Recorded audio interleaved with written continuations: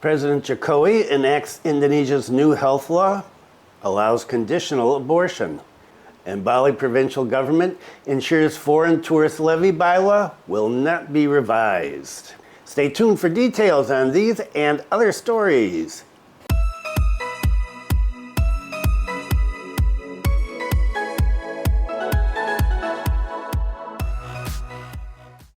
Welcome to the latest news from Bali and Indonesia. This is August 1st, 2024. Yes, it is August already. Wow, the year is just zooming by.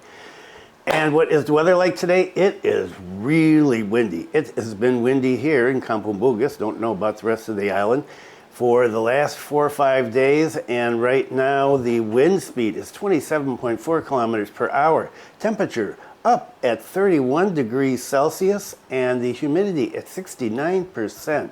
And it is cloudy, and we actually have had rain for a couple of days. Not tons of rain, but rain, enough to water our gardens up on the roof and the balcony, so we didn't have to do it by hand. So that was kind of welcome. And well, at this time of the year, we start to talk about water crisis in Bali, and we'll be talking about that in the next video. But today we're going to talk about health, and we're going to talk about the tourist levy and a few other things of interest, helicopters and kites, and a little boy wandering around in Ubud who has caused a lot of commotion on social media. So let's get started. Jokowi enacts Indonesia's new health law, allows conditional abortion. President Jokowi ratified the government regulation number 28 of 2024 on July 26, implementing the health law, or law number 17 of 2023.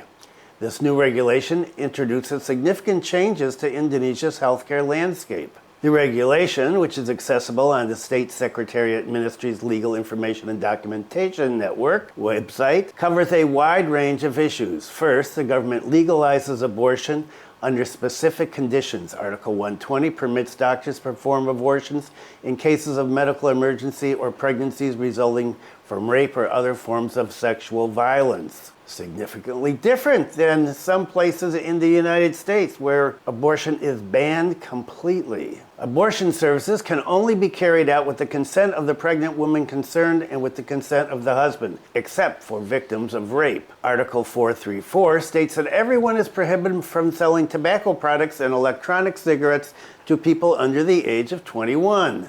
Additionally, the sale of these products within a 200-meter radius of educational institutions and children's playgrounds is banned, including online sales. Third, the new regulation emphasizes the integration of primary health care services and the role of health cadres. Article 200, paragraph 3, highlights the importance of village governments in addressing non-communicable diseases. Civil society groups have previously advocated for increased government funding, such as through the village fund and regional budget, to combat stunting. Fourth, the new regulation introduces measures to control excessive consumption of sugar, salt, and fat. Article 194 grants the government authority to set maximum limits for these components in processed, ready-to-eat foods. The regulation also paves the way for potential excise taxes on certain processed foods aligned with international standards and risk assessments. Health Minister Pak Budi expressed enthusiasm about the new health law. We welcome the issuance of this regulation, which is the foundation for us to jointly reform and build a health system that reaches to the most remote parts of the country, he said. Good news about that. And what about the tourist tax? The, $10 or 150,000 rupees?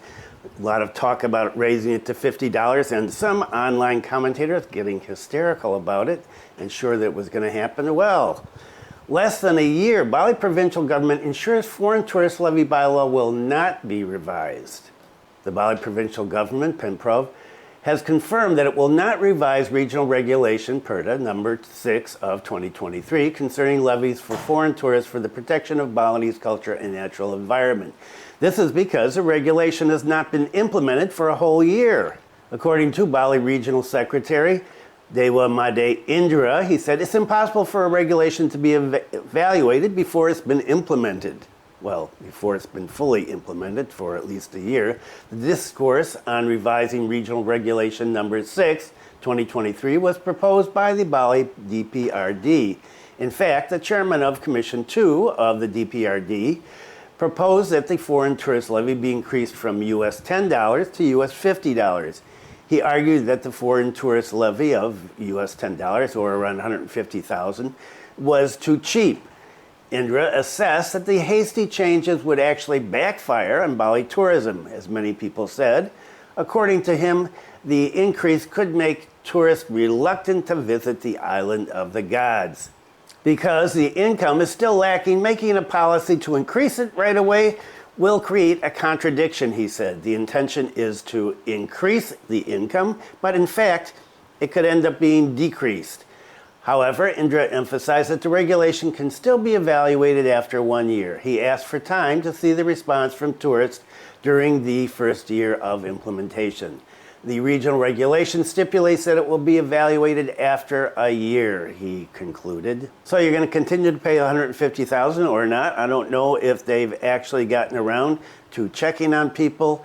I haven't seen any new information on how they're going about organizing this whole thing to make sure that everybody pays, but it is not going up anyway.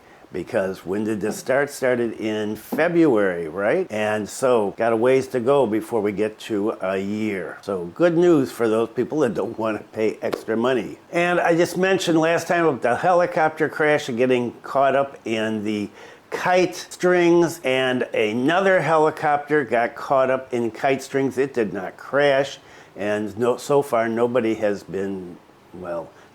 died, but some people have been injured. And so this is becoming a problem. And there are helicopters. We get helicopters up here in the north. Former Governor Koster and Nyoman Parta asked for regulations on tourist helicopter flights in Bali. The former governor, Y.N. Koster, is still continuing to socialize the foundations for Bali's development for the next 100 years. One of them, development must respect Balinese traditions and culture, which are the wealth of Balinese tourism. I thought it was beach clubs. However, recently there has been a polemic between the kite tradition and helicopters as air tourism. Responding to this, Pak Koster said the other day that in Bali there's already a regional regulation for kites, namely where it's allowed and where it's not allowed. Therefore, he's asking the Bali provincial government to consistently implement the regulations. It's not that kites are prohibited, he said, but it's regulated where they are allowed and where they aren't. Actually, there's already regional regulations that state that kites are not allowed in certain areas. Just implement these consistently, he said. Pak Koster, who's predicted to run again in the 2024 Bali gubernatorial election, also asked the government to make regulations regarding helicopter operations. I'm surprised there's not. Helicopter operations must also be clear, he said. Differentiate between national interest and tourism. If it's for tourism, determine where helicopters are allowed to fly. If it is orderly, it's impossible for it to be hit by a kite string. Member of the Indonesian House of Representatives, Nyoman Parta, said that kites are an innovation of Balinese youth, which is not just an object that can fly, but kites are also full of meaning or philosophy, traditions, and even stories about legends. That's why it should remain there, he said. Pak Parta said that the regulations regarding flights and kites were made when he served as a member of the Bali DPRD. But at that time, it was only regulated regarding the flight distance from Nurai Airport in terms of interfering with planes. Because at that time, he said, there was no helicopter plane tours. It's been proven that from now on, there are no problems between the aircraft and the service. Because of this, he requested that the regional government, together with the current regional legislature, must create regulations regarding helicopter flight radius. He said, we don't want people flying in helicopters looking at land, getting close down, where they're going to disturb the Balinese people who are playing with kites.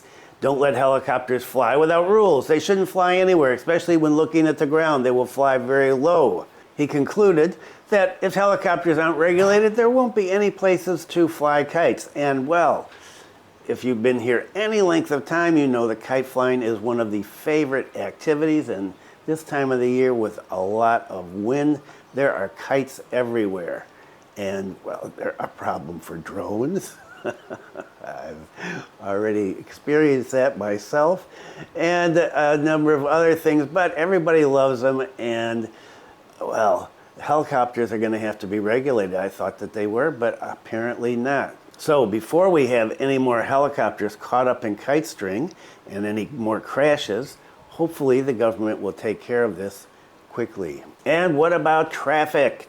Traffic in Bali is getting worse. Dispar asked Dishub officers to guard congestion points during rush hour. The Bali Tourism Office held a meeting to discuss current Bali tourism issues a couple of days ago at the Bali Provincial Tourism Office. The head of the Bali Provincial Tourism Office, Pak Pamayun, said that one of the issues discussed was related to road congestion and the airport as a showcase in Bali as a destination. He said, of course, one of the tourists coming, in addition to being safe, it also needs to be comfortable. Comfortable means on the highway is safe and comfortable. The suggestion from several friends is that if there are certain hours at certain points where there's congestion, we need to have traffic officers there. Makes sense. He further explained that it's expected that the presence of members of the transportation agency will be on tourist roads that are prone to congestion, such as Kuta and other tourist areas during peak hours. In addition, discussions were also held regarding law enforcement for foreign tourists who misbehave. Always discussions about that. Regarding the behavior of foreign tourists, Pak Pamayan welcomed the idea of opening a representative office in Bali as a step to strengthen communication and coordination. More offices, more groups. This is part of an effort to maintain the quality of Bali tourism.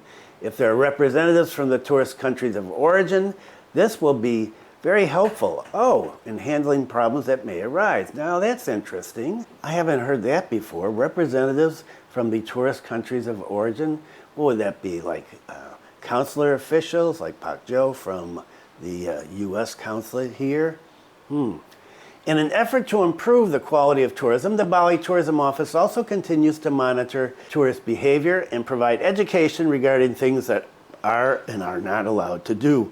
Pak Pamayun said, we continue to remind tourists about the do's and don'ts, as if that has had a huge impact. Okay, and finally, well, there's actually just so much stuff to talk about, but keeping the videos short, right? I don't know if you've been around for a long time. You remember I used to have videos that were 45 minutes or more about this, and now we're always at 20 or less. And this has been viral for, I don't know, quite a while now. This little boy who is either Russian or Ukrainian, depending on who you talk to.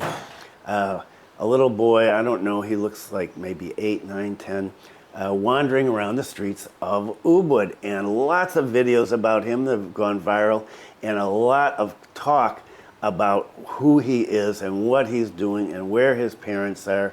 And wow, very controversial topic. Some people saying, hey, you don't worry about Indonesian kids wandering around the streets by themselves. Why are you worried about this white kid? Or, hey, you're not the kid's parents, so bug off, leave him alone. Looks like the kid's having a good time. And other people saying, look, he's wandering around barefoot, he's carrying sharp instruments. Yeah, he's got knives and sickles and things sometimes. And where are his parents, and who's taking care of him? And what about if somebody grabs him and abuses him? So a lot of talk about this. Well, finally hit the news, some official information. Badah! This Russian boy likes to swim shirtless, sometimes for an hour. This is the result. There's always something. A boy from Russia was caught wandering around without a shirt around Paliatan in the Ubud district. The boy, nicknamed Kochong, has caused a lot of trouble and was disturbing people. From taking bread at a stall last April, the boy later climbed up billboards and onto roofs. He was also caught helping workers carry sand. What is dangerous, Kochong walks around carrying a sharp weapon in the form of a sickle to take coconuts belonging to local residents. His actions are often recorded by local residents and uploaded on social media. Various comments adorn it. Yeah, lots. Some are sorry or worried, and some are entertained by his actions. Not infrequently, there are those who give Ko Chung cash for free. The condition of this child was also discussed by the Bali Province Regional Child Protection Commission, KPAD.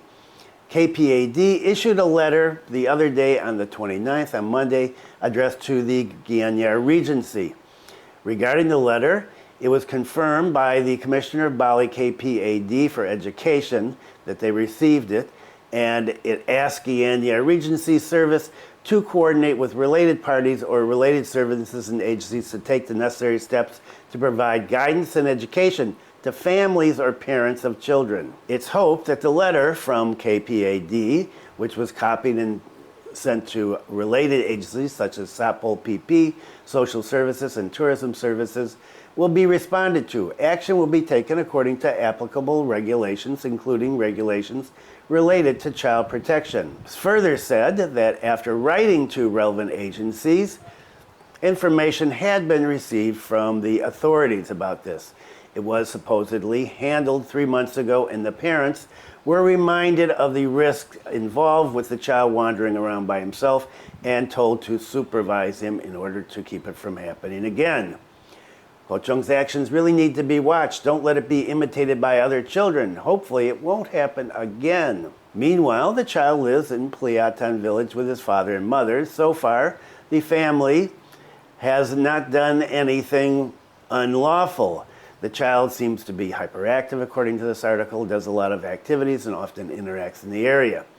Since the family is not committing any acts that are considered illegal or dangerous, they're going to be allowed to stay there, and I guess just given the warning, take care of your child. So I haven't seen any response to this yet. I haven't seen any response on social media to this information yet, but this kid has really stirred up a hornet's nest about foreigners who say, quit trying to put your own Western values on this kid, and other people saying, look, the kid is potentially in danger. There are a lot of nasty people around, people that come to Indonesia and Bali specifically to abuse kids, and that he is at risk for that and should be protected. But at this point, apparently the government is not going to take any action other than what they did, which was